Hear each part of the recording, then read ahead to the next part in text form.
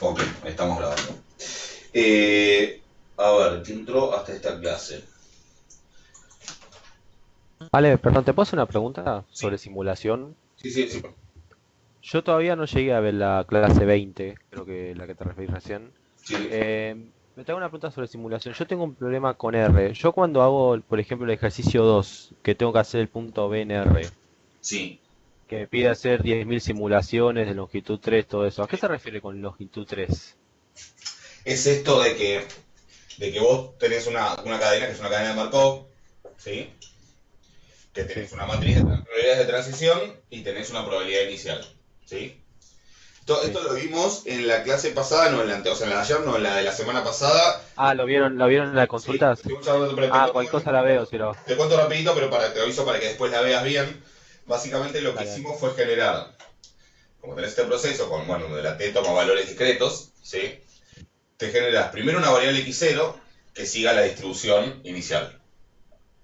Según el valor que toma la variable x0, ¿sí? Porque acá hay dos estados, uno y 2. Según si x0 toma el valor uno o el valor 2, que lo hace al azar, te generas la variable x1 siguiendo las probabilidades de transición. Las probabilidades de que dado que x0 es tanto, la probabilidad de que x1 sea una cosa u otra están dadas por la matriz esta. Y según lo que de x1, te generas x2. Y ahí tenés una cadena, una simulación de longitud 3 de la cadena que es infinita, ¿sí? ¿Y en Pero R qué sería como ir sobreescribiendo sobre el mismo vector, podés ponele? sobreescribir, ayer charlábamos justo un cachito de esto, podés o ir sobre, o ponés el x0, al x0 lo cambiás por el x1 y al x1 lo cambiás por el x2, esa es una opción, entonces te quedaste el x2. Sí. Ojo, esto después lo repetís 100.000 veces, ¿sí? ¿Y esto lo tendrá que hacer con distribución binomial? Por el No, tema de éxito-fracaso. después mirate esa clase y vas a ver que discutimos, charlamos bastante o sea, sería como una sería como una Bernoulli, y esa Bernoulli la podés ganar con un uniforme, pero hay otras Ah, maneras. Bernoulli. Esa clase estuvimos un rato largo hablando de eso, así que mirala y cualquier duda después me preguntas. De esto tenés Ah, que dale. 100.000 y las alternativas eran, lo vas a ver en esa clase, de hecho ayer lo estuvimos charlando un poco creo que con Cecilia, o sea, que una opción es eso de ir sobreescribiendo y quedarte solo con el x2 y después empezás de vuelta y te quedas con otro x2 y después de vuelta y otro x2, o sea, tendrías un vector. O la otra es ir guardándolas en una matriz. En una matriz de 100.000 por 3 o de 3 por 100.000 según como la acomodes. Como que guardar los x ceros en una fila o una columna, los x1 en otra y los x2 en otra. Esa es otra opción. ¿Se entiende? Las dos posibilidades pueden Ahora, ser. Igual vos lo que vas a querer analizar es el x2. Eh, ahora me pongo al día entonces, porque tuve Después parciales mirate y todo eso. la clase de la semana pasada, que vas a ver que ahí lo estuvimos charlando un rato largo. Cualquier cosa la próxima me preguntas. O, O sea, no es la de ayer, sino la anterior. claro, la clase hicimos, creo que fue el jueves, ¿no? Creo que sí, la clase del jueves de la semana pasada. O sea, del 10 de junio. Esa. Bueno, buenísimo, gracias. Nada, después cualquier cosa me preguntas. A ver. Yo te puedo hacer una pregunta que me dio un poco una duda, la duda de la clase de ayer. Perfecto. Vos ayer diste un ejemplo sobre una serie de tiempo, que era algo económico creo, ¿Sí? de una variable IT explicada por otra XT. Dijiste dos cosas en concreto, pero yo te lo digo así. Sí, sí. Em, ¿Eso está bien para una serie de tiempo? O sea, ¿la serie de tiempo puede una variable ser explicada por otra? ¿O sí tiene que estar relacionada entre sí? Está bien la pregunta. Lo que nosotros estamos estudiando, igual yo hablé de una serie explicada por otra, no me acuerdo. O estábamos, bueno, no sé. Era un ejemplo económico sobre, por ejemplo, creo que era Hablamos. poder adquisitivo o una cosa así. Ah, ok, ok. Sí, algo de ingreso, consumo de ingreso, dijimos algo por el estilo. Bueno, Sí, algo así. a ver, el, o sea, sí, es posible que una serie esté explicada por otra y obviamente es posible. O sea, tiene todo el sentido, ¿no? Por otra o por otras. Eh, lo que estamos viendo nosotros, que es recontra introductorio de series de tiempo, insisto, es una pequeña. O sea, es un montón. No lo desmerezco, esperen que acomodo un poco esto que no se ve todo, me parece. No lo desmerezco, pero es un montón, pero no deja de ser recontra introductorio. Entonces, estamos viendo lo que se llaman series univariadas, ¿sí? Análisis de series de tiempo univariado, es decir, que las series, esperen que pare. queda medio. Ahí está. Análisis de series de tiempo univariado. ¿Qué es eso? Es una serie que básicamente se explica a sí misma por su propio pasado. Todos estos modelos lo que tienen es eso, la I depende de su pasado. En los AR eso es muy evidente, ¿sí? Y está como escrito explícitamente que IT depende de IT-1 o de IT-2, lo que sea. En los MA por ahí se ve menos obvio porque parece que depende del pasado del ruido blanco.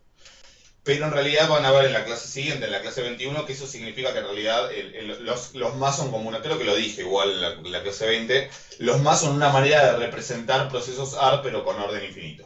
O sea, eso es lo que vamos a ver acá. Ahora, ¿tiene sentido pensar modelos donde una variable se explica por otra? Sí.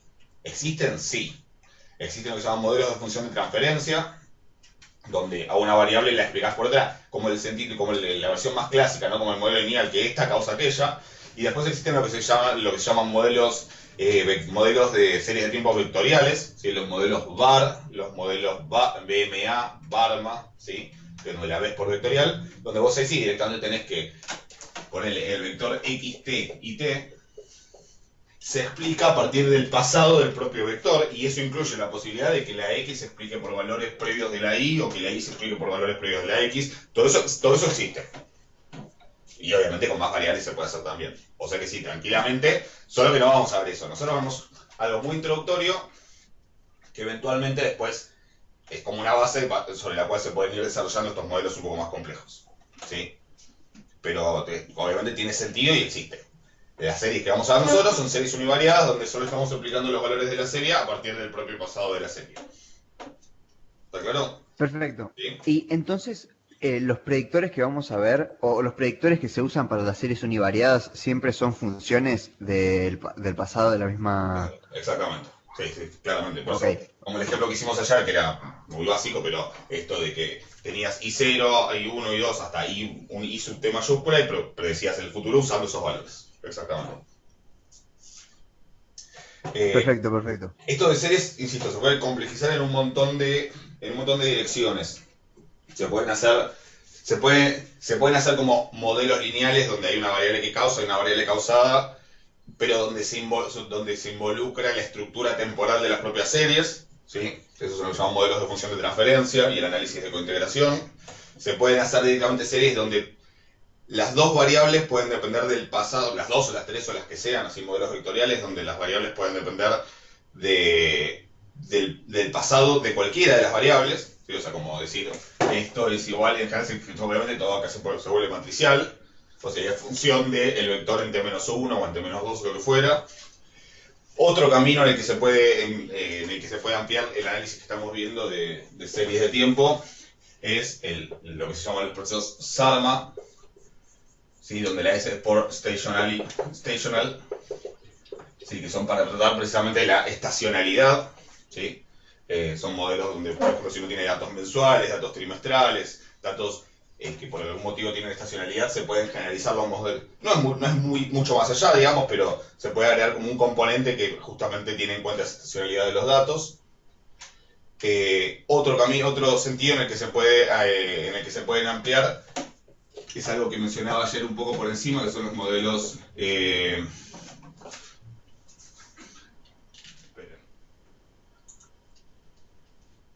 Que siempre se me olvidan los nombres. Son los modelos... Hay varios, hay un nombre que no me acuerdo ahora, pero no importa. Son los modelos Arch y Garch, que tienen que ver con lo que se llama heteroscedasticidad condicional, ¿sí? Esto de CH es conditional heteroscedasticity, es heteroscedasticidad condicional, que es esto que mencionaba ayer de que muchas veces las series financieras, cuando entran en un periodo de volatilidad, esa volatilidad tiende a mantenerse por un tiempo, ¿sí? O sea, la varianza uno la supone constante, pero condicional a que hubo mucha volatilidad en el momento, se espera que la varianza sea grande, sea grande en los periodos que siguen, o condicional a que la serie viene muy estable, se espera que la serie siga muy estable en el tiempo que sigue. Obviamente, después aparece una perturbación grande, por azar, y eso genera volatilidad en los próximos periodos. Para modelizar ese tipo de comportamiento, que es muy típico, sobre todo en los precios de los activos, los precios sobre o en las variaciones diarias de los activos financieros y cosas por el estilo, existen estos modelos de heterocedasticidad condicional. Esos son todos diferentes caminos en los que se puede generalizar, ampliar esto que vamos a ver, que insisto, que es una primera idea muy básica, y obviamente después se puede mezclar todo también, ¿no? Como para que tengan idea de las diferentes cosas, y seguramente se me están olvidando otras que no me acuerdo o que ni siquiera sé. Pero lo que vamos a ver es una versión muy básica, si se dicen univariadas, sin ningún tipo de este tipo de sofisticaciones. ¿Ok? ¿Se entiende más o menos? O sea, lo nuestro va a ser bien básico, ¿sí? Pero a partir de ahí, uno después, si les interesa el tema, la idea es que puedan, bueno, tienen como una base para empezar a investigar más. ¿Ok? Perfecto. Siento que igual todo esto después nos lo van a tirar en la carrera. No sé, en algunas cosas se usan. Miren, si ustedes, o sea, algunos lo usarán mucho y otros lo usarán poco. Por ejemplo, si ustedes hacen el curso de estadística actuarial de Rodrigo, básicamente se pasan una enorme parte del curso hablando de series de tiempo. Y acá lo vemos, es una unidad, pero como que bueno, estará quienes los usan y quienes no. Según también con quienes cursen, se lo cruzarán más, se lo cruzarán menos. Pero puede ser que les tiren algunas de estas cosas después en la carrera. También depende ustedes después a qué se dediquen o para dónde va, para qué lado agarren, digamos, también en función de eso, será que se crucen más con esto o que se crucen más con otras cosas. Yo al no ser actuario a veces, de hecho por eso siempre me gusta consultar y me gusta preguntar a gente que ya está más avanzada en la carrera o que son actuarios, tipo, ¿qué usaste estadística actuarial? O sea, ¿qué fue lo importante? Porque después, como que digo, para ver cómo de qué se trata, porque al no ser yo actuario es como que no tengo tan claro qué es lo que necesitan. Pero por eso siempre ando preguntando. ¿Ok? ¿Te puedo hacer una pregunta más? Esto sí ya es más de la guía. Sí, decime. En el punto 1A te pide indicar por qué todos los procesos son estacionarios. Yo, o sea, tipo, entiendo que para eso tenés que expresar mu, tipo, no te tiene que quedar en función del tiempo, eso está bien, ¿no? Sí. A ver, para que sea estacionario tiene que cumplir la definición de estacionalidad. O sea, primero, acá cuando hablamos de estacionarios, recuerden que estamos siempre entendiendo que hablamos de estacionalidad en sentido débil. ¿Ok? Eso por empezar. Y después, la estacionalidad va a ser el mismo concepto de siempre, la estacionalidad débil. Que la esperanza no dependa de t, que la varianza no dependa de t y que las covarianzas no dependan de t. Ninguna, ¿sí? Ahora, la idea de este ejercicio más que nada es en realidad no que se pongan a hacer todo el análisis, como lo hicimos en la clase, como lo hicimos por ejemplo con el AR1 en la clase, en la clase teórica, sino que vayamos a las conclusiones de esa clase, que básicamente son las condiciones de estacionalidad. ¿Se entiende? O sea, ok. Es analizar los coeficientes y ver, entonces, por ejemplo, y recuerden que los más son siempre estacionarios, conclusiones, los más son siempre estacionarios, los AR no son siempre estacionarios, ¿sí? Para que sean estacionarios o puedan ser estacionarios, sí tienen que cumplir ciertas condiciones. Que en sentido general es que todas las raíces del polinomio en el operador L sean en módulo mayores a 1. Y para el caso particular del AR1 y para el caso particular del AR2 existen condiciones, no en términos de las raíces del polinomio, sino en términos de los coeficientes. ¿Sí? Para el AR1, la condición es que phi sea menor a 1, o sea, este sería phi 1, pero es el único que hay. Y para el AR2 están las condiciones de Euler-Walker, ¿sí? Que son que phi 2 menos phi 1 sea menor a 1, que phi 2 más phi 1 sea menor a 1 y que el módulo de phi 2 sea menor a 1. ¿Ok? Para un caso más general, o sea, se puede hacer de esta manera, en el AR1 y en el AR2 se puede hacer de esta manera o mirando las raíces. Para un caso más general, se hace mirando las raíces. Y para los ARMA, recuerden que básicamente lo que hay que mirar es la parte AR. Si la parte AR cumple las condiciones, es estacionario, y si no, no. ¿Se entiende? Es eso, siempre. Profe, Sí. perdón, lo de las raíces, lo del módulo menor a 1, entonces, ¿para cuáles? ¿Para los AR genéricos o para cuáles? Perdón, mayor a 1. Porque sí, así, como que en general escribimos todo con rezagos, ¿sí? No, en general nos quedan en términos del polinomio L. Si vos tenés, por ejemplo, IT igual Bueno, 2 más 0,3 y t menos 1 menos 0,1 y t menos 2. Estoy inventando, ¿sí? El polinomio de la parte A, vos pasas todos estos para este lado y te queda it menos 0,3 y t menos 1 más 0,1 y t menos 2 igual a 2. Bueno, perdón, acá debería haber un término, un ruido blanco. Y esto lo puedes escribir como it por cuánto. Bueno, por 1 menos 0,3 por L, o pueden usar B si quieren, que es lo mismo, ¿sí? Pero son rezagos, ¿sí? Más 0,1 L al cuadrado. Las raíces de este polinomio tienen que ser en módulo mayores a 1, ¿sí? Esa es la condición. Ok, Para, ok. que para un AR2, por ejemplo, como este, es equivalente a mirar esto. Si estas raíces son en módulo mayores a 1, esto se cumple, y si esto se cumple, las raíces son todas en módulo mayores a 1. Para un AR de grado mayor es la misma, o sea, por eso esa es la condición general, porque si el AR es de orden mayor es la misma condición, solo que bueno, el polinomio va a ser de mayor grado. Y bueno, y las raíces tal vez más difíciles de buscar. ¿Se entiende? Pero esa es la condición como general, la de las raíces. Comentario, creo que esto lo debo haber dicho en la clase teórica. Recuerden que estas raíces pueden ser reales o complejas, ¿sí? Si la raíz llega a ser compleja, recuerden que el módulo de un número complejo es igual a la raíz cuadrada de la parte real al cuadrado más la parte imaginaria al cuadrado. La parte imaginaria no es bi, sino que es solo el número que multiplica la i. ¿Ok? Sí, entonces, profe, perdón, para ver si lo entendí bien. Eso del módulo mayor a 1 de las raíces del polinomio L, ¿es equivalente a estas condiciones en particular del AR1 y AR2? Sí, Listo. de Y hecho, perdón, de no, hecho si vos querés, ¿de dónde se deducen estas condiciones? Describir cómo son las raíces de un polinomio de grado 2, ¿sí? O sea, de un polinomio que en el caso general te queda así.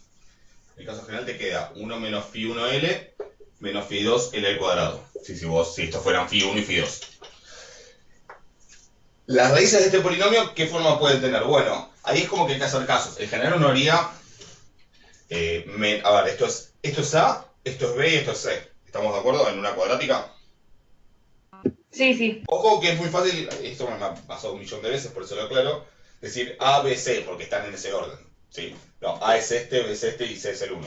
Entonces la raíz de esto es menos B, o sea, phi1, más menos la raíz cuadrada de B al cuadrado, o sea, phi1 cuadrado, menos 4, por A, que es menos phi2, por C, que es 1, dividido 2A, es decir, dividido menos 2 phi2.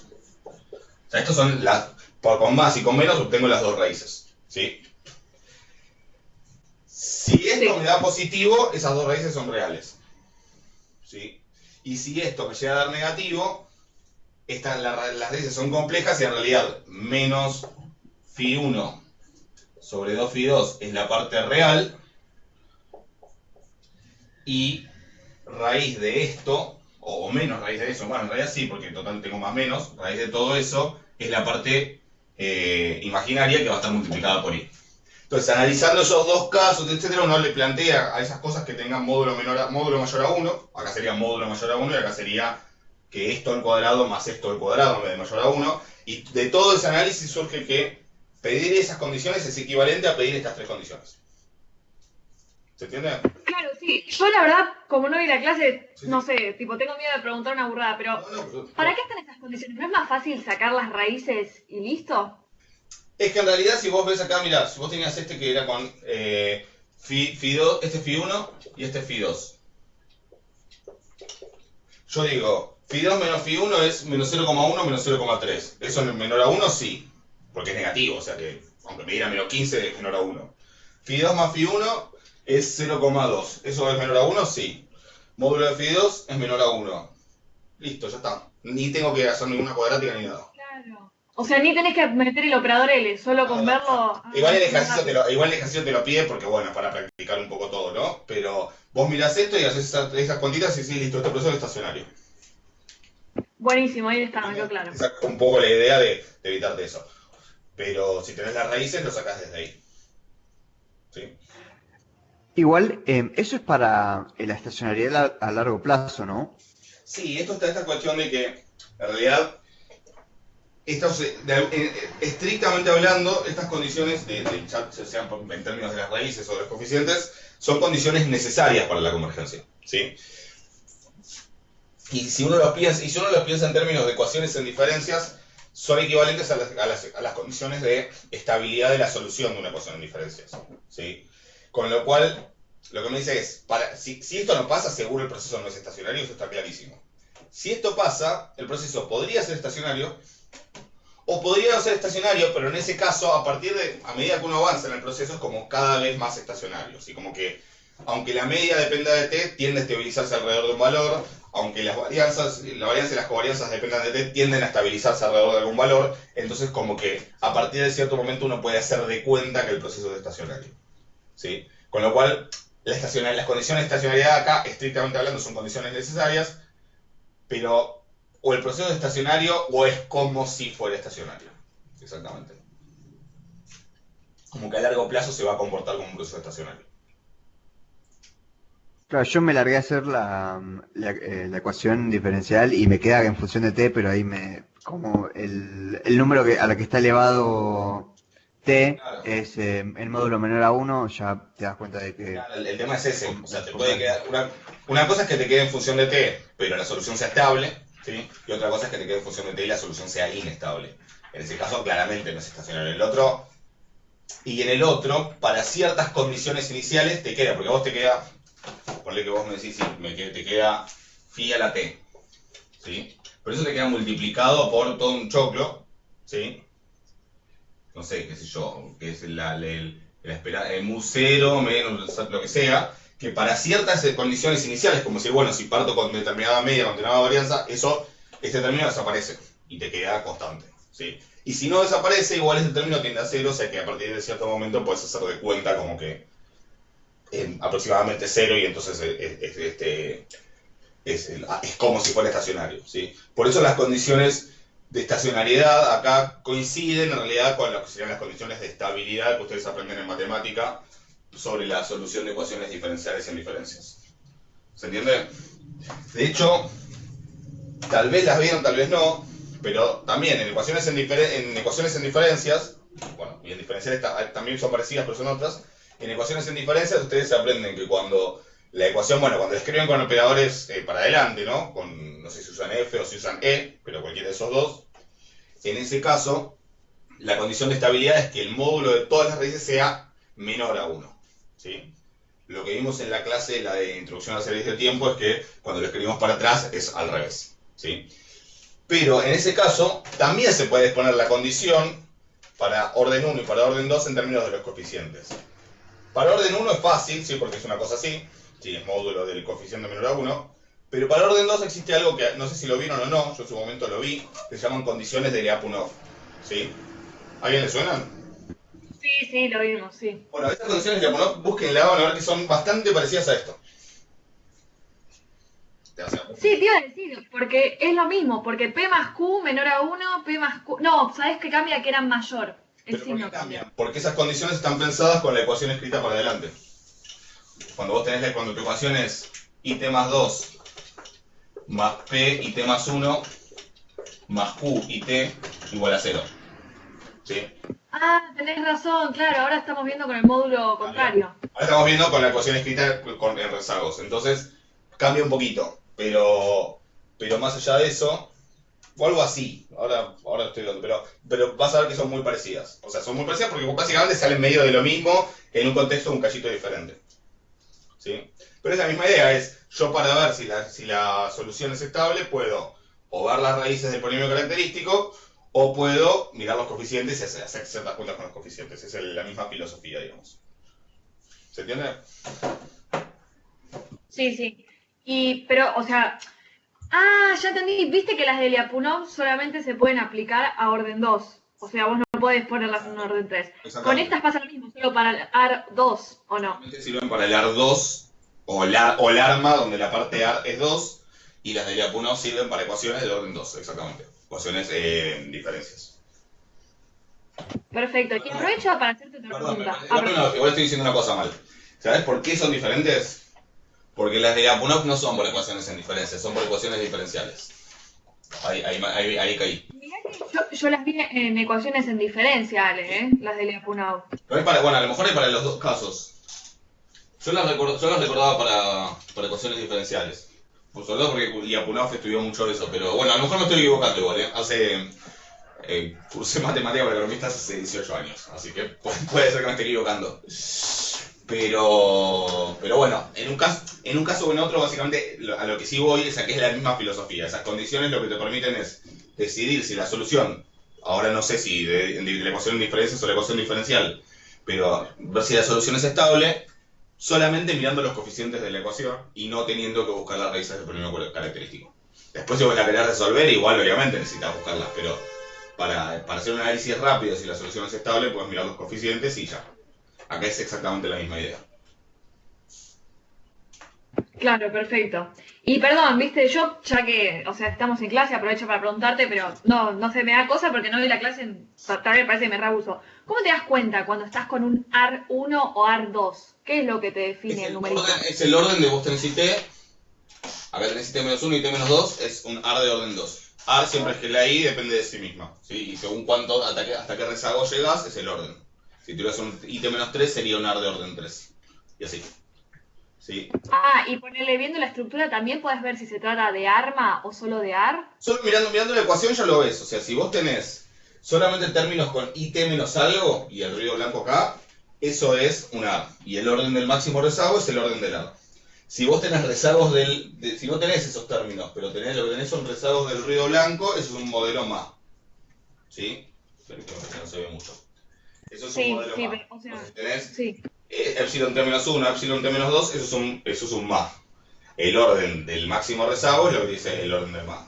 Y si tenés, como por ejemplo en el ejercicio, en el último modelo del ejercicio 1 de la guía, que tenés un IT-1 y un ET-1, es un ARMA. De orden 1, 1, porque tenés orden 1 de la parte A y orden 1 de la parte B.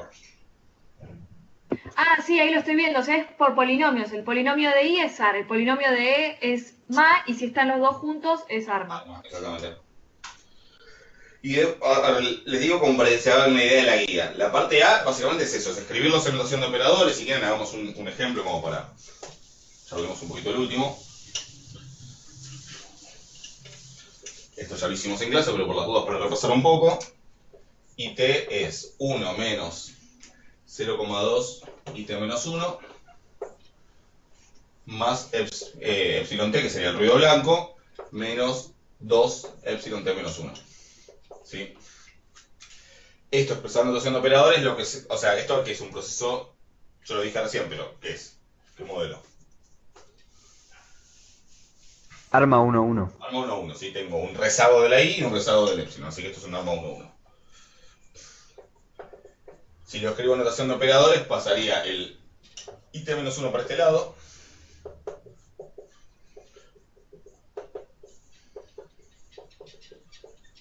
Y lo puedo escribir como que es 1 más 0,2 L por IT igual 1 más 1 menos 2 L por epsilon T-1. ¿Sí? El primer polinomio es el polinomio que solemos llamar phi mayúscula, ¿sí? En este caso sería phi mayúscula sub 1. Y el segundo polinomio es el que solemos llamar tita mayúscula. O sea, ese sería el que en la notación que vimos en clase es el phi de L, su polinomio de grado 1, y este es el tita de L. ¿Sí? ¿Cómo puedo ver? Eso es la expresión de notación de operadores. Y me dice indicar por qué son estacionarios. Acá son todos estacionarios. Podría ser analizar si son estacionarios. ¿Sí? Porque uno podría decir, mira, acá las raíces, o sea, uno podría igualar a 0 y despejar que L es menos 5.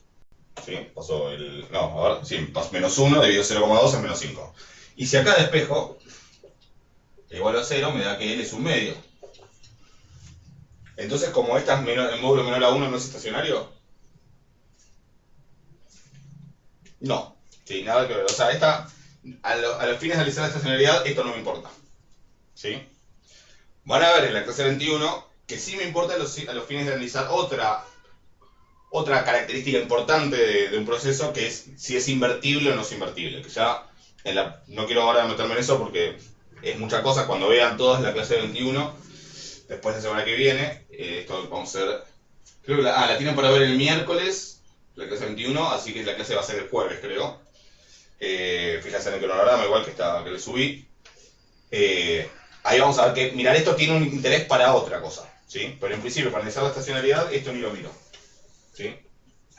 Entonces, L es el módulo mayor a 1, así que el proceso es estacionario, ¿ok? Y si no, más fácil, ¿qué podría haber hecho para decir que es estacionario? Y analizábamos los coeficientes. Pensábamos los coeficientes. Hacíamos En este lo de caso, tita, ¿no? como es de orden 1, tengo este menos 0,2, que es phi 1, digamos, y nada más. Y la condición en este caso es simplemente que sea módulo menor a 1. ¿Sí? ¿Es el módulo menor a 1? Sí, listo. Es estacionario. Ah, perdón, los phi solamente los aplico a los si, no considero los de la E. Y estos se llaman tita. Este sería tita 1, en la notación que después vamos a ver en la clase. ¿Ok? Ok, perfecto. Este sería Sí, phi sí, 1 sí. y este sería tita 1. El tita 1 es después vamos a ver en la clase, que es el 2 nada más, porque la forma general es it igual algo, ¿sí? Una constante, más phi 1 por it menos 1, así hasta un orden p, se le suele llamar el orden del A en general, más phi p por it menos p, después más el epsilon, y los tita por un tema de simetría que después en la clase te va a quedar claro, supongo, se lo suele escribir con el signo cambiado. Y el orden se le suele llamar Q. Esa sería como la expresión general de un proceso ARMA de orden PQ. ¿Ok? Sí, perfecto. Está bien. Y para analizar la estacionalidad, solamente igualo a 0 el polinomio de L, pero de la I, no de la E. De la I, el que llamamos acá phi mayúscula. Ese es el único que miras. ¿Sí? El punto A lo único que pide es eso. El punto B que pide hallar media, varianza y autocovarianzas y faz. Y hablo del A y del B porque, insisto, con lo de la clase 20 es lo único que pueden hacer. Todo lo que viene después lo van a ver en la clase 21. El punto B que les pide hallar su media, varianza y autocovarianzas, y la faz, que serían los coeficientes de correlación, esa parte la hacen ya teniendo en cuenta que ya vieron en la parte A que es estacionario, ¿sí? Es decir, en vez de buscar, en vez de plantear la ecuación en diferencias para mu, para sigma cuadrado, etc., lo hacen directamente asumiendo que ya saben que el proceso es estacionario, ¿sí? Entonces, por ejemplo, para este proceso, ¿llegué a hacer un ARMA 1-1? No, creo que no en esa clase. Creo que lo hice al principio de la que sigue. Sí, yo lo tengo anotado que todo el desarrollo del arma 1.1 está en la primera parte de la 21. Sí, está ahí, está en esa parte. Pero bueno, podemos hacer un ejemplo si quieren, porque tampoco hay mucho más. Después igual si quieren me hacen consulta de los temas anteriores. Y si no, bueno, nos veremos la semana que viene. Lo primero que habíamos dicho es que para trabajar acá, para escribir más fácil las varianzas, las covarianzas, en general conviene tener todo expresado en variables centradas. ¿Por qué? Porque si yo digo la varianza de IT, y bueno, la varianza de IT es la esperanza de IT al cuadrado menos la esperanza de IT todo elevado al cuadrado, que es medio feo, ¿sí? Si yo tengo escrito a la variable IT en forma centrada, recuerden que la variable centrada es simplemente IT menos esperanza, ¿sí? Que sería menos mu, si es estacionario. La varianza de IT es directamente la esperanza de esto al cuadrado, ¿sí? O la covarianza de IT con IT menos 1 es la covarianza de IT con IT menos 1. ¿Es qué cosa? ¿La esperanza de quién? De la manera fácil, escrito en términos de IT centrada, de la I minúscula.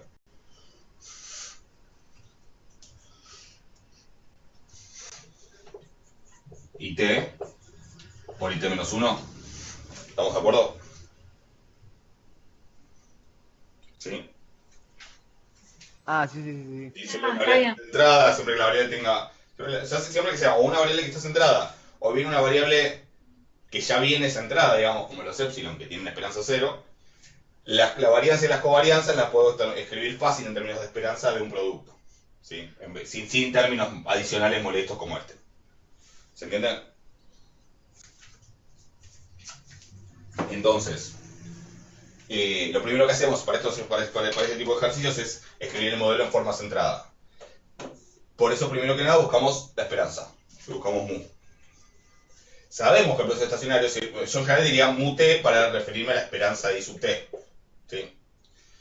Pero sabemos que el proceso es estacionario, con lo cual podría directamente llamarle mu. ¿Ok? Pues ya vimos la condición de estacionariedad. ¿Estamos?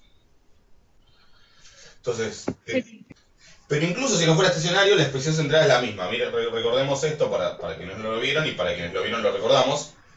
La esperanza de t, si yo escribo igual acá, me queda igual a ¿cuánto? La esperanza de 1, que es 1. 1. Bien, perfecto. Menos 0,2 por la esperanza de t menos 1. ¿Sí? Más la esperanza de epsilon t menos 2 por la esperanza de epsilon t menos 1. ¿Ok? Bueno, epsilon t lo dice en algún lado que es ruido blanco, o debería decirlo, no lo dice, pero debería decirlo. Como es ruido blanco, la esperanza es 0. Sí, o sea que todo es 0. Sí, por condiciones. Perdón, siempre que tenemos un ET, asumimos que es ruido blanco. Debería decir, la verdad que, bueno, si estuviera bien escrito el ejercicio debería decirlo, pero en general sí, es la anotación que se suele usar. Si no, además no tendría sentido nada el ejercicio. Pero asuman que es ruido blanco, aunque no lo diga. Igual debería haberlo puesto. Después lo voy a corregir. ¿Ok? De acá yo puedo hacer dos cosas. Una es sacar la expresión centrada del modelo. Porque si yo resto estas dos expresiones, ¿qué me queda? IT menos esperanza de IT es la variable IT pero centrada. Es la variable IT menos esperanza. ¿Sí? Después, 1 menos 1, se me van las constantes, como suele pasar. Menos 0,2 IT menos 1 menos 0,2 epsilon t, esperanza de IT menos 1 va a ser igual a menos 0,2 por esto menos esto. Esto menos esto es la variable centrada, pero IT menos 1. ¿Ok? ¿Hasta ahí estamos? Sí, perfecto. Y bueno, después a esto le resto 0 y me queda lo mismo. Más epsilon t menos 2 epsilon t menos 1. ¿Ok? Y fíjense que en realidad todo esto es cierto, esta expresión es cierta, incluso si el proceso no es estacionario. ¿Sí? O sea, incluso si esta esperanza y esta fueran diferentes, yo a cada I le estoy restando su esperanza. ¿Sí? No una esperanza general. O sea que igual, incluso si no fuera estacionario, esta expresión es correcta. ¿Sí? O sea que esto lo puedo hacer siempre. Pero la otra cosa que puedo hacer de acá es, sabiendo que como el proceso es estacionario, ¿sí? Por estacionariedad, lo que puedo hacer es encontrar justamente cuánto es mu. Porque esto es mu, y esto también es mu. Si el proceso es estacionario. ¿Estamos de acuerdo? ¿Te hago una Sí. pregunta? Sí, decime. Si tuvieses un epsilon en, por ejemplo, t-2, Sí. ahí no podrías separar la esperanza así nomás, ¿o no? ¿Por qué no? Porque siguen siendo incorrelacionados. Sí, pero No me estoy acordando. o sea, siguen siendo incorrelacionados. Los epsilon son todos incorrelacionados. Eso es una de las tres cosas que supongo al decir que es ruido blanco. ¿Sí? Pero con la variable i, digo. Ahora después lo charlamos. Básicamente vale lo que charlamos también ayer. Los epsilon son incorrelacionados con las i's previas. ¿Sí? Epsilon t es incorrelacionado con IT-1, IT-2, IT-3, pero no necesariamente, y en general no, con IT, IT más 1, IT más 2. ¿Sí? O sea, los epsilon están incorrelacionados con las i que están más atrás en el tiempo. ¿Se entiende? Por ejemplo, si vos tenés Sí, epsilon 5 está incorrelacionado con i sub 4 o con i sub 2, pero no está incorrelacionado con i sub 5, o por lo menos no podés asumir eso, con i sub 5 o i sub 6 o i sub 7. ¿Está claro? sí, está bien, está bien. De todas maneras, en este momento lo único que estoy usando son las propiedades de linealidad de la esperanza, que ahí no necesito nada, no necesito hablar de independencia ni nada. Cuando hablemos de Sí, sí, varianza y de covarianzas, ahí sí, vamos a tener en cuenta todo eso. Sí, me confundí esa propiedad con la de la varianza. Claro, perfecto. Acá digo, no pasa nada. Si yo tuviera un montón de términos más con epsilon, igual la esperanza va a dar 0 y ya está. Y puedo separar justamente por un tema de que una propiedad de la esperanza general que no pide nada más. Así que bueno, además de que esta es la expresión centrada, a partir de la cual voy a hacer el resto de las cuentas, de acá puedo sacar mu, que es una de las cosas que me piden, porque el punto B me pide hacer media varianza y autocovarianzas. ¿Sí? Entonces, de acá saco mu, y bueno, ¿qué hago? Despejo. ¿Sí? Paso el este para allá, me queda 1,2 mu, igual a 1, así que mu es 1 sobre 1,2. 12 décimos, 6 quintos, 5 sextos, creo que es esto, ¿puede ser? Es eso. Vamos, sí. Sí, 5 sextos. ¿Ok? O sea que una de las primeras cosas que podemos responder es que mu es 5 sextos. ¿Estamos de acuerdo? Y además esta es la expresión centrada del proceso que voy a usar para el resto del ejercicio.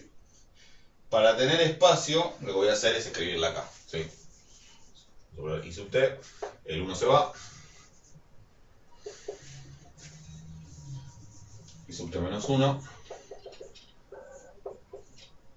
Y esto queda igual.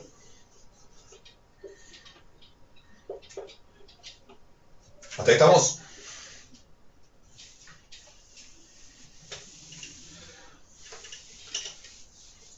Bueno, ahora viene donde se pone un poco cuentoso todo.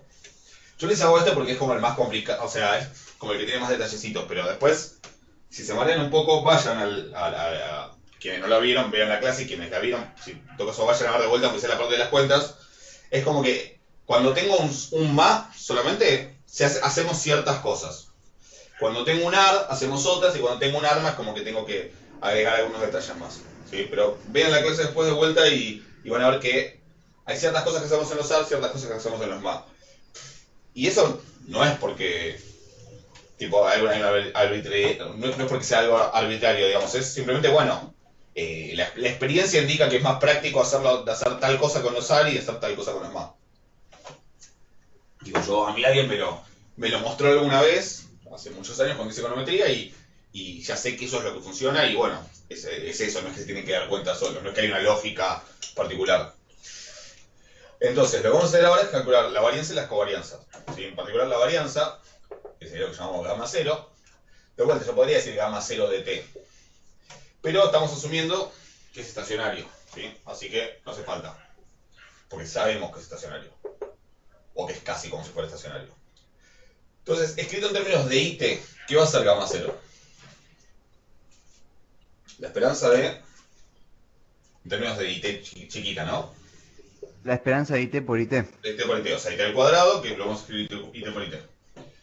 ¿Por qué lo vamos a escribir IT por IT? Porque el truco en los AR, y en los ARMA por consecuencia un poco también, es de estas dos, una sola la desarrollo.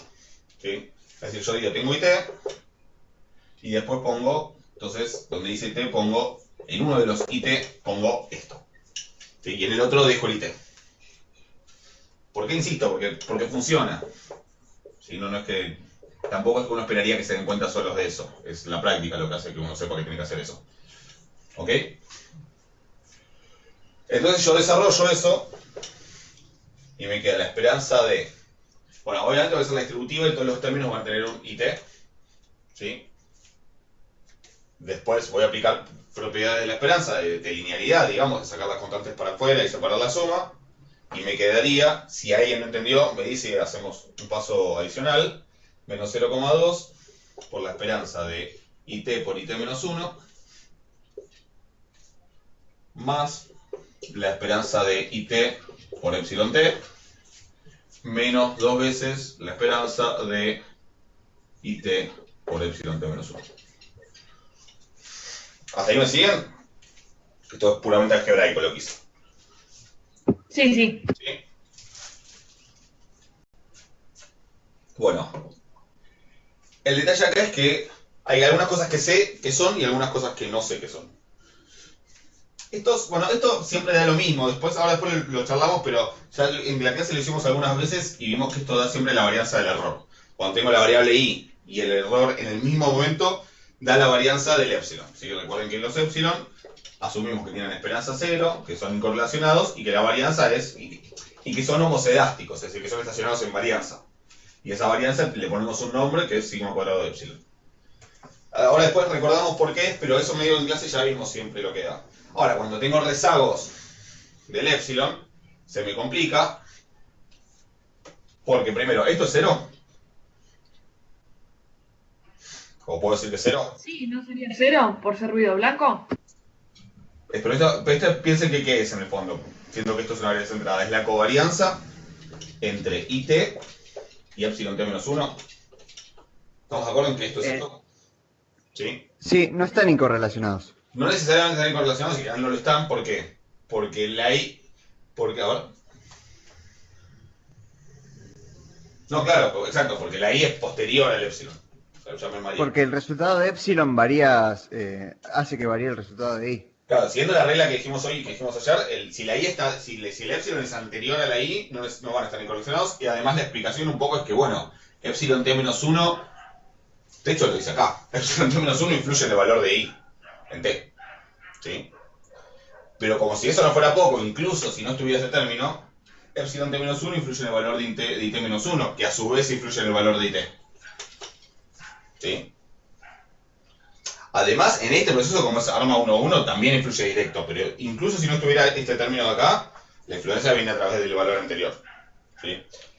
Por esto, entonces tenemos esto, de que si el error es anterior a la I, eso no puedo decir que sea 0. ¿Sí? Si fuera al revés, sí. ¿Estamos de acuerdo? O sea, perdón, para entender, no siempre que haya un épsilon adentro de la esperanza por ser ruido blanco va a ser 0, entonces. No, porque este producto que aparece acá, ¿sí? De la I centrada con el epsilon, que ya por si está centrado, en realidad lo que representa es la covarianza. ¿Y cómo tendría que ser para que se anule el producto? O sea, no el producto, ¿no? Pero ¿cómo tendría que ser para que se anule la esperanza? No, si vos tuvieras el epsilon solo, sí, obviamente, ¿no? Porque es la esperanza de algo que viene esperanza 0. ¿Sí? Y si fuera... Claro, pero si tenés un IT menos 1, no se anula tampoco. Si fuera así, por ejemplo, si fuera al revés, como el epsilon es posterior al IT menos 1, a la I, en ese caso sí es 0. ¿Sí? ¿Y si están en el mismo tiempo? Ahí no, ahí en principio no, y de hecho, ahora después lo charlamos, pero vamos a ver que en general ahí lo que te da es la varianza del epsilon. Ah, buenísimo, ok. Pero ahora después vemos por qué en todo caso. O sea que este y este no son 0 y después, de hecho ahora después vamos a tener que ver cuánto dan. ¿Sí? Pero bueno, por ahora lo dejo ahí como algo que no es 0. Si lo dejo escrito así. Ahora, ¿y esto qué me da? De vuelta, tengo dos variables centradas, así que esto es una covarianza.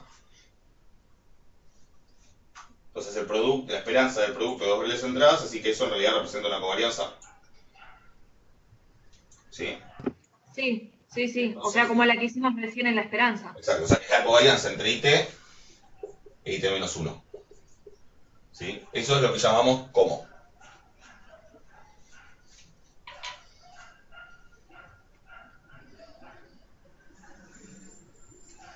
La verdad, ni idea. ¿Cómo se llama? Igual es una notación que ya usamos, probablemente no, o sea, no te la acordás ahora, porque la mencionamos al principio. Pero esto es lo que llamamos gamma 1.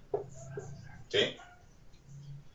Ah, tenés La razón. covarianza de una variable del proceso con... Esto se lo suele llamar autocovarianzas, porque es como que es la covarianza de I con su propio pasado. Pero en realidad, bueno, son variables aleatorias diferentes, la IT y la IT menos 1. Pero en ese contexto se le suele llamar autocovarianzas. Por eso es lo que llamamos gamma 1. ¿Sí? ¿Están todos de acuerdo con eso? Y gamma 0 es la varianza. ¿Sí? ¿O no? Así que esto es gamma 1. ¿Hasta ahí estamos? Sí. Sí. ¿El resto están de acuerdo? O sea que resumiendo, así tengo pizarrón para seguir, encontramos que gamma 0 es igual a menos 0,2 gamma 1 más este término que es la varianza de epsilon, pero prefiero que después hagamos la cuenta para que se convenzan, menos 2 veces este otro término que también ahora veremos qué es, pero lo dejo por ahí colgando. ¿Ok? Entonces vamos a ver ahora qué podemos decir de gamma 1.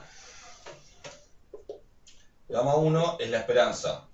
Gamma 1 es la covarianza entre IT e IT menos 1, ¿no? Y eso es la esperanza de IT centrada por IT menos 1 centrada. ¿Sí? ¿Estamos? Sí. Bien.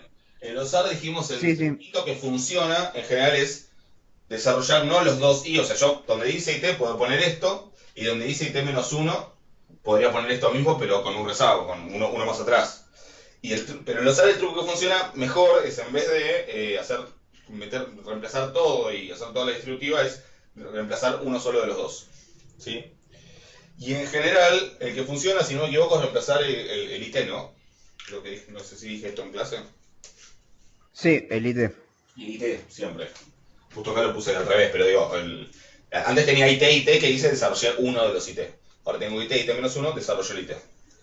¿Por qué funciona? Bueno, porque si yo hago eso, me queda la esperanza de IT, que es menos 0,2 IT-1, más epsilon t menos 2 epsilon t menos 1, por IT menos 1.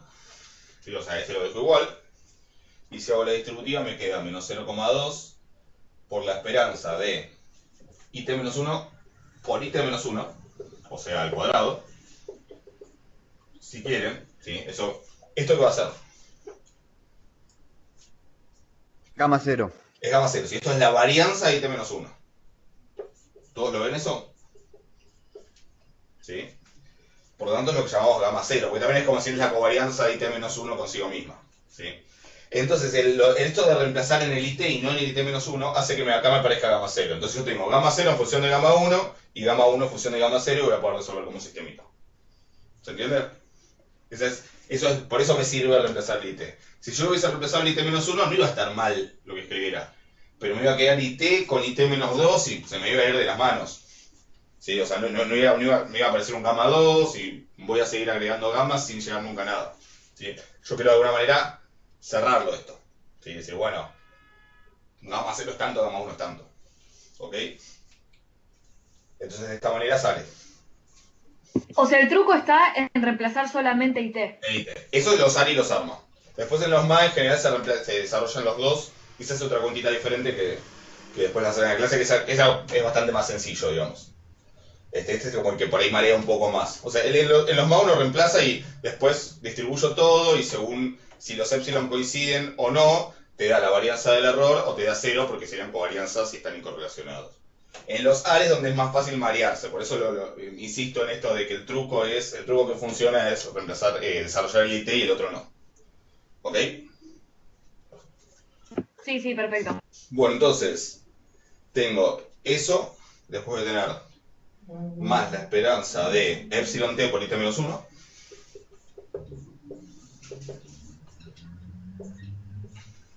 menos 2 por la esperanza de epsilon t-1 por IT-1.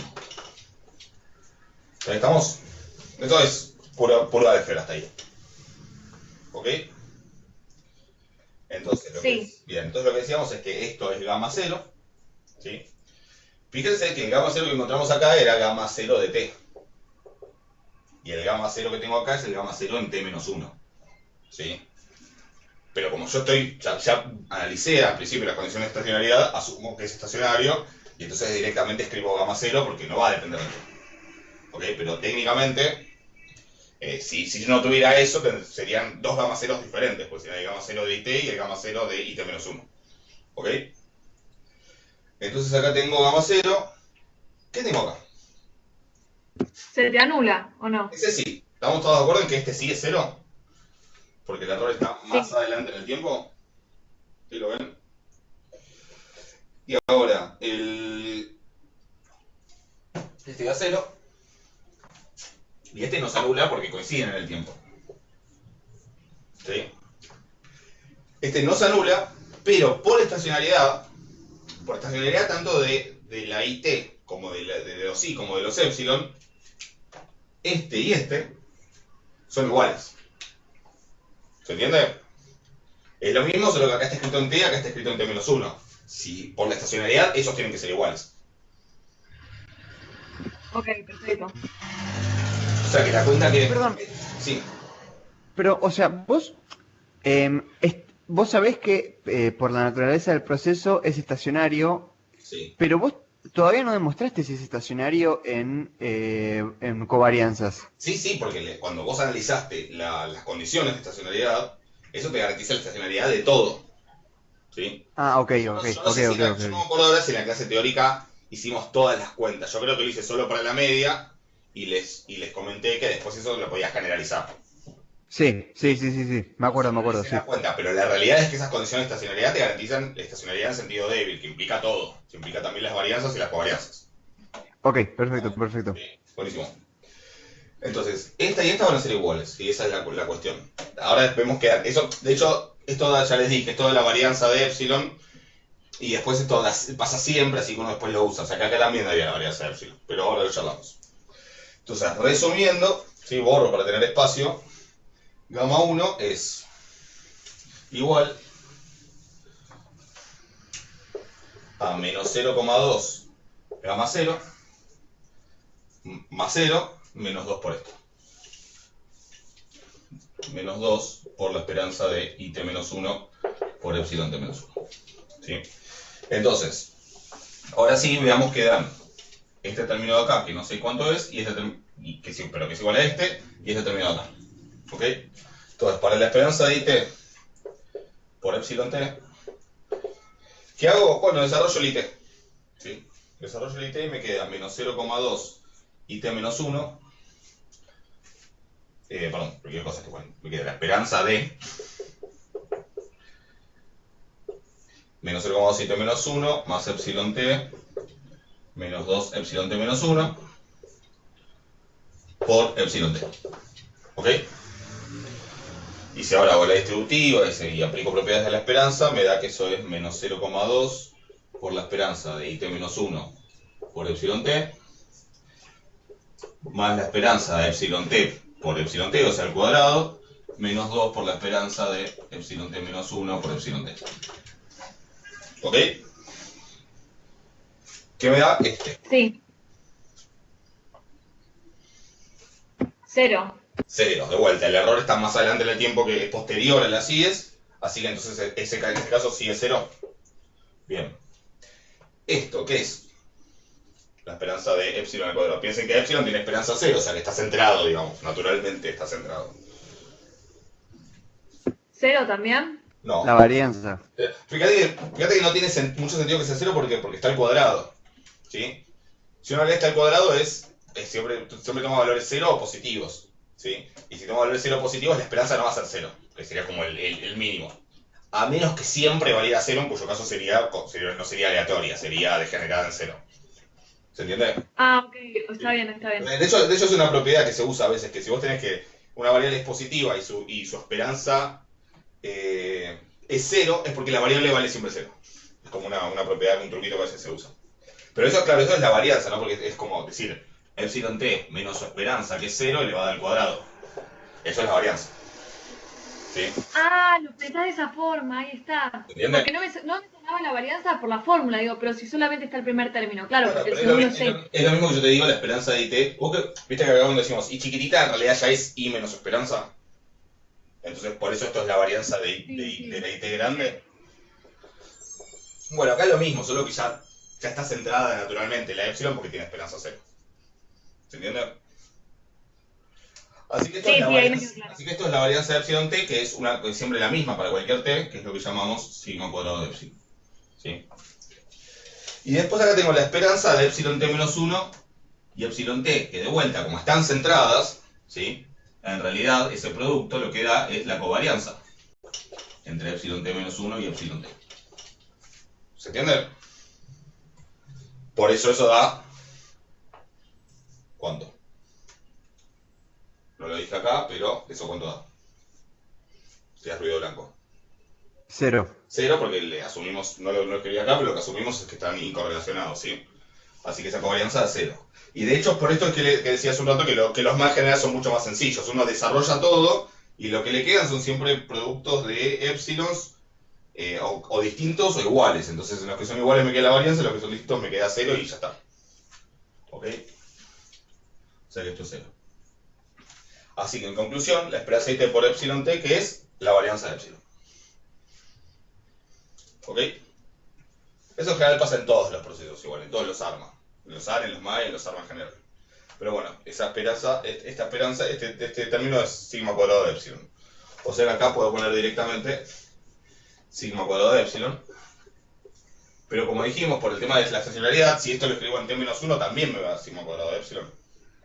O sea que este término que me quedó acá vale lo mismo. ¿Ok? Así que es menos 2 sigma cuadrado. Bien. Fíjense que sigma cuadrado de epsilon, que ese es un número. Digamos, puede ser, lo puedo conocer o no, pero es un número. ¿Sí? Es una constante. Y me falta ver qué da este término de acá que no sabemos qué da. ¿Sí? Que en principio no da 0. Entonces, voy a corregir acá, voy a sobreescribir. ¿Sí? Voy a aprovechar el pizarrón. Privilegio del pizarrón que le llamo. Tengo que hacer it por epsilon t-1. O sea que básicamente este epsilon va en t-1. O sea que es lo mismo con epsilon t-1. ¿Sí? Y acá todos los epsilon se corren, los segundos epsilon se van a t-1. O sea, este va a t-1. Este te va a quedar epsilon t por epsilon t-1.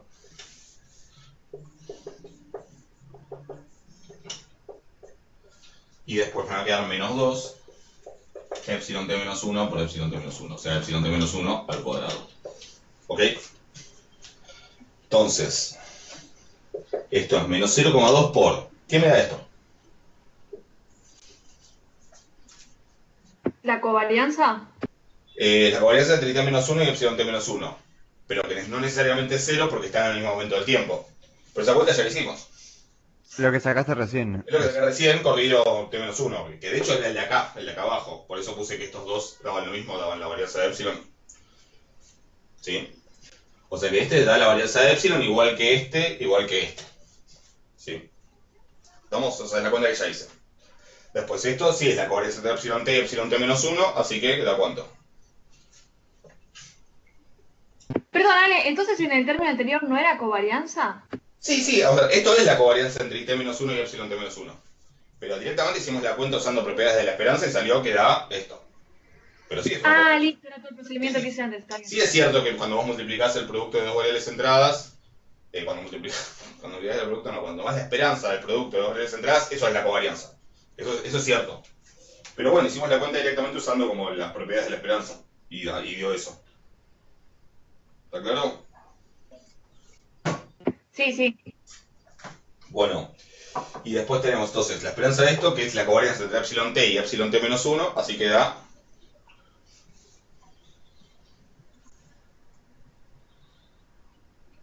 0. 0 porque son distintos, entonces están incorrelacionados. Y acá tengo la esperanza de epsilon t-1 al cuadrado, que eso es varianza porque la variable está centrada, porque tiene esperanza 0, digamos, es como esto menos 0 al cuadrado. Así que esto es la varianza de epsilon. ¿Estamos? Sí. Sí, así que me daría más 0 menos 2 sigma cuadrado de epsilon. O sea que da menos 2,2 sigma cuadrado de epsilon. Este término. O sea, este término da menos 2,2 sigma cuadrado de epsilon. ¿Sí? Y si lo multiplico por el menos 2 que está acá, me queda más 4,4. ¿Sí? ¿Estamos? ¿Me siguen, no? Eso es menos 2 por este. Sí, perfecto. Esta cuenta que me dio eso, bueno, lo multiplico además por menos 2. Y me queda más 4,4 sigma cuadrado de epsilon. ¿Ok? ¿Está alguna duda? No. ¿Y listo? ¿Termina el ejercicio acá o todavía nos falta algo? No, porque yo tengo que encontrar la esperanza, la varianza, que sería gamma 0, y todas las otras varianzas. Hasta acá no encontré, digo, como que planteé una relación, pero no las encontré. Entonces, ¿cómo va a seguir esto? Y ahora les dejo la cuenta a ustedes, para que la hagan después. ¿Sí? Yo tengo sigma cuadrado de epsilon es una constante. ¿Sí? O sea, no sé cuánto es, pero es una constante. Esto no es una incógnita, digo. ¿Sí? Es un valor que está dado. Esto está fijo. Si quieren, pongan un 8, ¿sí? Y lo hacen con 8 para compensarse. ¿Ok? Las incógnitas son estas dos. Gamma 0 y gamma 1. Pero tengo un sistema de dos ecuaciones con dos incógnitas, puedo despejar. Pueden despejar pueden en el gamma 1 meterlo acá y hacer la cuenta, si quieren lo pueden plantear matricialmente. ¿Sí?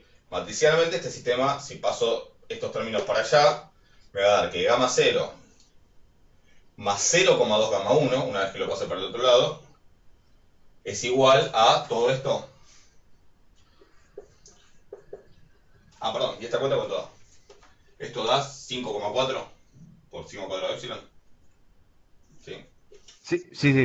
5,4 5 cuadrado de epsilon. Y acá tengo, si paso este sumando para el otro lado, me queda 0,2 gamma 0, acá me queda gamma 1. O sea que el sistema en realidad lo puedo expresar así. Esto es igual a esto. ¿Sí? Y donde mis incógnitas son gamma 0 y gamma 1. Y esto se puede resolver o por Gauss-Jordan o invirtiendo la matriz, ¿sí? O pueden agarrar el gamma 1, meterlo acá adentro, resolver en gamma 0. Pero básicamente gamma 0 y gamma 1 salen de resolver este sistema. Donde esto es un valor que está dado. ¿Se entiende? Te hago una pregunta. Sí. Vos ahí sabés que es una ecuación normal, pero si no se garantizan las condiciones de estacionariedad, eso es una ecuación en diferencias, ¿no? Sí, claro, exactamente, porque este gamma 0 es gamma 0 de t, y este gamma 1 también es en t, pero este es en t y este es en gamma 0 es en t menos 1, o sea que claro, es un sistema de ecuaciones en diferencias, de hecho. Porque tenés gamma 0 y tenés como dos variables distintas, cada uno con sus periodos trazados en tiempo, exactamente. Ok, ya llegamos como un punto en que no sé qué es una ecuación normal y qué es una ecuación en diferencia. Sí, claro, pero justamente acá digo, estos son números, o sea, esto es como decir x es igual a menos 0,2y, Sarasa, y y es igual a menos 0,2x, Sarasa. Sí. Pero sí, es como que uno también después ya, tipo, vio, no sé, sistemas de ecuaciones diferenciales y en diferencias y de repente un sistema de ecuaciones común y corriente, no sé, parece algo exótico de repente. Es tan simple que, no sé, que uno ya se olvidó que existe. Pero no, acá es simplemente despejar, ¿sí? Gamma 0 y gamma 1. Ojo, que lo que me pide el ejercicio es hallar mu, varianza, que se llama 0, y autocovarianzas, no autocovarianza. O sea que, ¿qué me falta? Una vez que yo tenga gamma 0 y gamma 1, ¿qué me va a faltar? Gamma 2. Gamma 2 y gamma Y 3 y adelante. todas las que vienen. O sea que ahí lo que uno busca es una recurrencia, ¿sí? Y lo que hay que llegar es básicamente a sacarse de encima. ¿Vieron que me aparecen estos términos cuando decimos cuadrado de epsilon? Avancemos un poquito más y van a ver lo que pasa. Gamma 2 es la esperanza de IT por IT menos 2. Y si yo desarrollo el IT, que sería todo esto que está acá, lo hago así porque no tengo espacio, por IT menos 2, fíjense que me va a quedar. Me va a quedar menos 0,2 por la esperanza de IT menos 1 por IT menos 2. ¿Sí? Después me va a quedar más la esperanza de epsilon t por IT menos 2. ¿Qué me da la esperanza de epsilon t por IT menos 2? Que sería una covarianza, ¿no? 0. Da 0 porque Cero. el error es posterior, ¿sí? Así que ahí no agrego nada. Y después me queda menos 2 por la esperanza de epsilon t menos 1 por IT menos 2. ¿Y ese qué me da? 0 también. 0 también, ¿sí? Como la parte más es de orden 1, ya a partir del gamma 2 esos epsilon no me molestan. ¿Sí? Me molestaron para gamma 0 y para gamma 1, porque la parte más es de orden 1. ¿Sí? Me molestaron en el sentido que me agregaron estos términos. ¿Sí? Pero como es la parte más de orden 1, ya a partir de gamma 2 no aparecen más. O sea que para gamma 2 me encuentro con esto. ¿Se entiende? ¿Y quién es este? Gamma 1. Gamma 1. ¿Por qué? Porque la distancia entre las i's es 1. ¿Sí? Obvio, si esto no fuera estacionario sería gamma 1 en t menos 1. Volviendo a lo que me preguntabas hace un rato de que si es una ecuación normal o son diferencias. Esto sería gamma 1 en t menos 1. Esto sería gamma 2 en t y esto sería gamma 1 en t menos 1. Pero como es estacionario... Claro. ¿Cómo? ¿Cómo? No, que entendí. La viste perfecto. Y si no fuera estacionario, ahí lo resuelves como una ecuación en diferencia. Como un sistema de ecuaciones en diferencias. O sea, seguís teniendo un sistema. Y sí, o porque sea, estás mezclando gamma 2 con gamma 1, que son como funciones, son variables distintas, digamos. Es como decir, vos tenés IT y XT. Sí, me olvidé que del otro lado al igual estaba gamma 2. Y que IT es menos 0,2 XT menos 1. O sea que tenés cambio de rezago en el tiempo y además son variables distintas. Sí, sí, perfecto. Así que es distinto. Pero bueno, por suerte es estacionario, así que gamma 1. ¿Sí? Pero fíjense que toda esta cuenta vale en general para t menos k si el k es mayor o igual a 2. Porque si k es 1 o 0 me molestan estos términos. ¿Sí? Pero para k mayor o igual a 2 estos términos no molestan.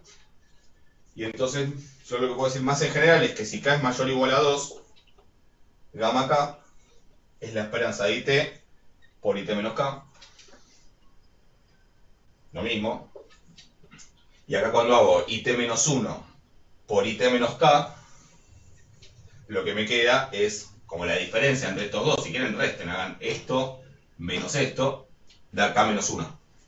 ¿Sí? O sea, t menos 1 menos t más k, pues cancela la t, da k menos 1. ¿Ok? O sea que esto es gamma k menos 1. Y de vuelta, como k es mayor o igual a 2, todos estos con el t menos k no molestan. Y se van y dan 0. ¿Ok? Entonces, ¿cómo se termina el ejercicio? Nosotros vamos a saber cuánto es gamma 0. Vamos a ver cuánto es gamma 1. Eso es medio que hay que hacerlos aparte. Primero porque necesitaba dos ecuaciones. ¿Sí? Acá hay como dos cosas. Por ser AR1, necesité dos ecuaciones para poder resolver y sacar valores. ¿Sí? En la clase creo que hice un ejemplo de un AR2. Y ahí necesitaba plantear gamma 0, gamma 1 y gamma 2 hasta que me quedara todo cerrado y pudiera despejar los valores. ¿Sí? O sea que siempre necesito una más que el orden de la parte A. Y por ser ma 1, necesito llegar a gamma 2 para que me desaparezcan estos términos que sobran, estos términos independientes, digamos. Y poder encontrar una recurrencia más general. ¿Sí? Acá justo coincide de los dos lados. Podría ser que si tuviera un ma 2, tendría que hacer gamma 2, y el gamma 2 tendría un término que le sobra, y después tendría que hacer gamma 3, y a partir de gamma 3 ya valdría la recurrencia de esto. Si acá tuviera un término más adicional. Si fuera un ARMA 1 o 2. ¿Se entiende la idea? Más lo que digo. De las cosas que pueden pasar. Sí, sí. Bien. Ahora, una vez que llega una recurrencia que es válida en general a partir de un cierto k, digo, de acá va a salir gamma 0 y gamma 1. Hay que resolverlo esto, ¿sí? Gamma 0 tanto, gamma 1 tanto y listo. Una vez que llega una recurrencia que vale a partir de cierto k, bueno, lo que tengo es una ecuación en diferencias. Una ecuación en diferencias donde, ojo, donde la variable, digamos, el índice no es la t del tiempo, sino la k del orden del gamma. Pero no deja de ser una ecuación en diferencias esto. ¿Se entiende? Entonces hay que resolverla. En este caso igual es muy simple ver lo que pasa. Como gamma 2 es, como habíamos visto que gamma 2 es menos 0,2 gamma 1 y gamma 3 es menos 0,2 gamma 2, o sea que es menos 0,2 por menos 0,2 gamma 1, o sea menos 0,2 gamma al cuadrado por gamma 1. ¿Estamos de acuerdo con eso? Sí, sí, sí. Y gamma 4 ¿qué va a ser? Y menos 0,2 por esto, o sea menos 0,2 al cubo por gamma 1. O sea que en realidad los puedo llevar todos al gamma 1. Y puedo decir que en general gamma k va a ser menos 0,2 a la cuánto por gamma 1. A la K menos 1. A la k menos 1, exactamente. O sea, esta sería la solución de la ecuación. Si ustedes quieren, ¿sí? O sea, y listo. Si fuera más complicada, si hubiese más términos, bueno, buscan el problema característico y todo eso. Pero acá por recurrencia sale enseguida. Entonces yo tengo que para k mayor o igual a... Para gamma 0, voy a decir gamma 0 es tanto. ¿Sí? Gamma 1 es tanto. Eso voy a tener los valores. ¿Sí? O las expresiones. Y para k mayor o igual a 2, gamma k es tanto por gamma 1. Y acá, bueno, ponen cuánto es gamma 1 y ya está. Y ahí tienen la solución. Y ahí me están diciendo, sí, cuáles son todas las autocovarianzas para cualquier k. ¿Se entiende? Sí. Sí. Más o menos. El resto tampoco somos tantos, ¿no? O sea que eso decrece de manera oscilante, ¿no? Porque uno te da positivo y otro negativo Sí. y va siendo cada vez más Sí, chico. es alternando signos, exactamente. O sea, es uno negativo, uno positivo, uno negativo, uno positivo. Exactamente. Sí, sí, así es. ¿Lo ven? Perfecto. Bueno, básicamente con lo de la clase 20 hasta acá se podía llegar. digamos, hasta el ítem B. Yo les hice como el más... Obviamente, bueno, terminen las cuentas después, ¿sí? De cuánto va más 0, va más 1. Si les molesta mucho el sigma cuadrado de epsilon, pónganle un valor, ¿sí? Y pueden dar números como respuesta. Si no, lo ponen en función de la varianza esa. Para el punto C y D, y ya de ahí en más se necesita la otra clase. Así que hasta acá estaríamos. No sé si tienen alguna duda de alguna otra cosa. O de, bueno, de algo de lo que vimos en la clase. Sí. Perdón. Mira, si no te jode, yo la verdad estoy un poco como asustada por el parcial, pero por la parte de R. Lo demás, no sé, no me parece muy complicado. Y me puse a hacer, ¿te acordás que quedaron colgados los finales? Sí. Y parciales viejos para ver qué onda, qué es lo que tomás de R. Y vi que tomás mucho el ejercicio de la integral, de hacer un código con 100.000 números para aproximar la integral, pero a diferencia de la guía, o sea, no pedís lo de la ley de números. Más adelante, ¿podríamos ver cómo se hace ese ejercicio? Perdón, para mí me sigue generando un problema R porque no lo sé manejar bien. Sí, no te preocupes. Si querés lo hacemos en la clase de repaso. O bueno, lo hacemos en la clase que viene. No hay drama. Sí, cuando vos puedas, o sea, cuando no te moleste, pero... Recordame, lo hacemos la próxima. No hay drama. Dale, ¿querés que lo recorte y te lo mande por mail específicamente el que es? O... Dale, mándamelo así lo miro y lo hacemos la próxima. Buenísimo, entonces, perdón, no lo último para quedarme tranquila. R va a entrar, por ejemplo, cuando vos nos das pseudonúmeros aleatorios, que lógicamente los generamos. También tengo pregunta de eso, o sea, porque yo lo tengo resuelto en la guía como que ponele que vos me das los pseudonúmeros aleatorios uniformes y me pedís que arme una binomial de parámetro, bueno, cualquiera, ¿no? Yo los armo poniendo R binom y los parámetros y listo, o sea, n la cantidad de números que quiero que se generen, que es el vector este de los números pseudoaleatorios. Y listo, ahí termina el ejercicio. ¿No?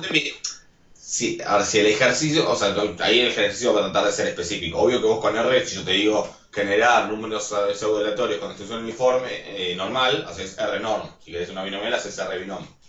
Ahora, el ejercicio podría ser más específico y decir, a partir de números pseudoaleatorios con una distribución uniforme, generar una binomial, que sería ahí usar el teorema de inversión. Lo de la inversión, el método de inversión. ¿Se entiende? Ok, porque yo vi... Pero bueno, obvio que si no se aclara, vos podés generar los números con distribución binomial a partir del comando R binom, sí, claro. Claro, no, lo que yo hice, ponerle, o sea, yo vi que el ejercicio que vos tomás en el parcial es muy parecido al ejercicio 1 de la guía, que era el que vos nos dabas los números pseudoaleatorios y había que generar la binomial, la exponencial y demás. Entonces, lo que yo armé era, bueno, le puse B al vector con esos números uniformes pseudoaleatorios y después cuando me pedías la exponencial, ponele, no me acuerdo ahora exacto cómo se escribe el código, pero ponele que era R expo y n y el parámetro que me dabas para epsilon, para epsilon, nada que ver, para la exponencial. Así lo hacía yo. No, claro, pero no, el tema es que vos, ahí sí, ahí en ese caso yo te estoy diciendo, a partir de estos números que tienen distribución uniforme, generame números con distribución exponencial. O sea, no generar números con pseudoaleatorios con distribución exponencial, cualesquiera. Generame los que saldrían a partir de estos números con distribución uniforme. Entonces ahí usás el método de inversión. ¿Sí? Como la inversa de como la función la función de distribución del uniforme es así. Como que, bueno, vos hacíamos esto de despejar, como que me daría e a la menos lambda de x igual 1 menos i. Menos lambda x igual logaritmo natural de 1 menos i, y pasa a ser menos lambda dividiendo, me queda menos 1 sobre lambda por el logaritmo de 1 menos i, si no hice mal nada. Entonces la inversa de la función de distribución de la exponencial, si escrita ahora en términos de x o de t si querés, es lo mismo, es menos 1 sobre lambda por el logaritmo de 1 menos x. ¿Sí? Entonces, si yo te doy números con distribución uniforme, si una variable es uniforme y le aplicás esta transformación, te da una exponencial con parámetro lambda. Eso es lo que vimos en el método de inversión. ¿Te acordás? Sí. Vos querés que lo resolvamos a mano, claro, ¿no? la idea es agarrar esos números y los metés acá adentro. Yo sabés que, perdón, te digo qué había pensado, porque me doy cuenta, menos mal que te pregunté. Viste que vos tenés el n, que es para la cantidad que querés que te genere. Sí. Yo pensaba que escribiendo el vector de los números uniformes, bueno, pseudoaleatorios, como ya lo cargaba en la n del código ese, listo, ya me generaba como si estuviera haciendo la fórmula. Y me doy cuenta ahora que no. No, porque yo quiero los que salen a partir de esos números específicos. Sí. Ok, entonces en ese ejercicio yo, para todas las distribuciones que me pedís, tengo que de forma escrita poner la inversión, la fórmula de Sí. inversión Y y después cargarlo. aplicársela a los números. ¿Sí? Y listo. Bueno, perfecto, dale, mil gracias, me quedó clarísimo. Perfecto, buenísimo. Menos mal que preguntaste. ¿Alguien más tiene alguna consulta de algo? ¿Te puedo hacer una última pregunta? Si Sí. querés la dejamos para la próxima clase. Por eso. Es sobre inversión de los procesos. O sea, no entiendo bien qué ok. significa la inversión bajada a la realidad. O sea, si querés Sí, respondérmelo, no, te te lo lo pregunto respondo después. para que tengas la idea, para que en todo caso, si querés, vuelvas a la clase con esa idea. La invertibilidad, Ok. digo, para los que no vieron la clase 21 voy a estar hablando en chino, les aviso. ¿Sí? O sea, esto de la invertibilidad. Pero la invertibilidad, a eso te referís, ¿no? A la invertibilidad del proceso. Sí, sí, sí. La invertibilidad, por un lado, es, ahora, a la larga, ¿qué termina siendo? Una condición necesaria para que primero para que el proceso tenga algún sentido de aplicable, ¿sí? Porque un proceso que no es invertible es un proceso donde el pasado tiene más peso que el presente. El pasado lejano termina influyendo mucho más en el valor actual que el pasado reciente, digamos. Con lo cual ya de por sí como a la hora de modelar no tendría mucho sentido, ¿sí? Por otro lado, un proceso que no es invertible es un proceso donde a las predicciones les va a pasar lo mismo. A las predicciones, digamos, van a depender cada vez más del pasado lejano, ¿sí? De hecho, de una manera en la que hasta no van a converger. Y además, a la hora de estimar, que nosotros no vamos a hablar de estimación de los procesos ARMA, más allá de algún comentario, sino que lo vamos a hacer directamente con la computadora, las predicciones, la estimación, para que sea posible en los procesos MA y ARMA, también necesitas que sean invertibles. Si sin eso no vas a los métodos de estimación no van a converger y no vas a poder hacer estimaciones. Eso sería el sentido práctico. Y digamos, desde el punto de vista teórico, yo me volvería, digamos, si volvés a la clase, yo creo que lo planteé desde el punto de vista de la predicción, justamente. En los procesos AR, si la predicción se hace haciendo más o menos lo que habíamos visto en la clase de ayer, ¿sí? Y funciona.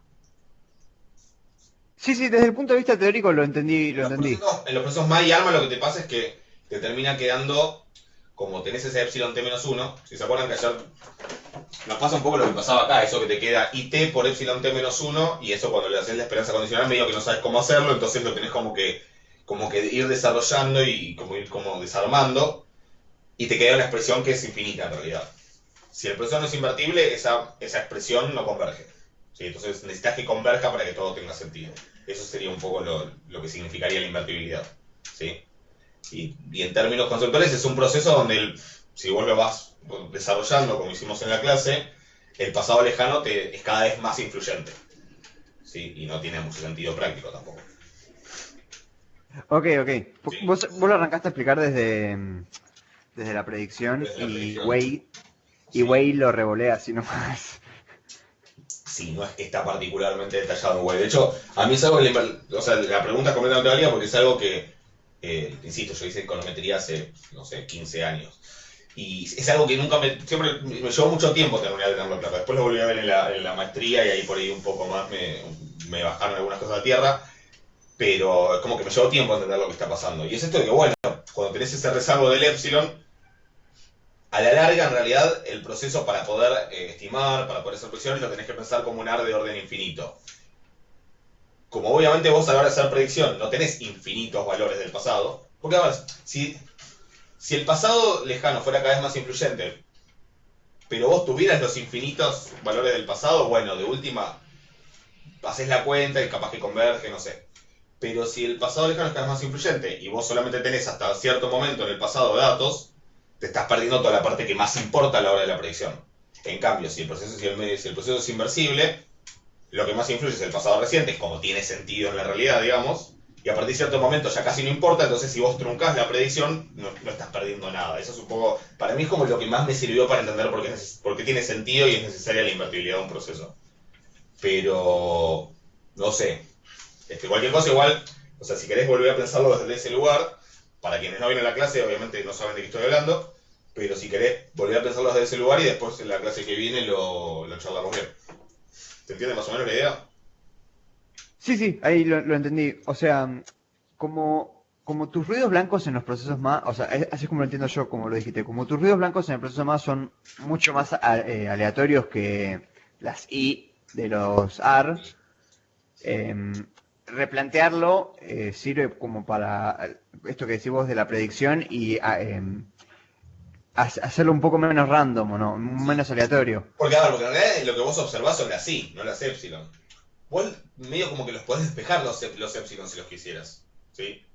Pero de todas maneras, para que ese despeje tenga sentido y que en algún momento en el pasado puedas cortar y truncar y no te pierdas algo importante, necesitas la hipertibilidad. Lo hagas como lo hagas, necesitas que ya sean las I lejanas o los Epsilon lejanos tengan muy poca influencia en el presente, como para que puedas truncar, digamos, y que no estés perdiendo una parte importante, digamos.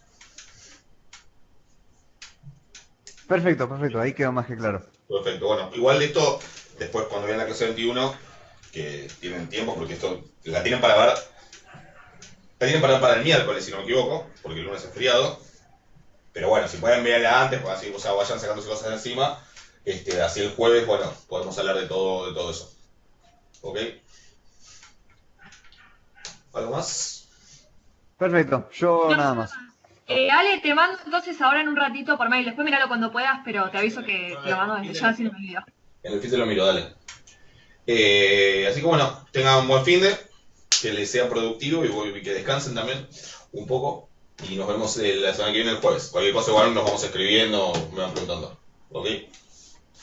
Perfecto, nos vemos el jueves. Nos vemos el jueves. Chao, gracias. Hasta luego. Chau, chau.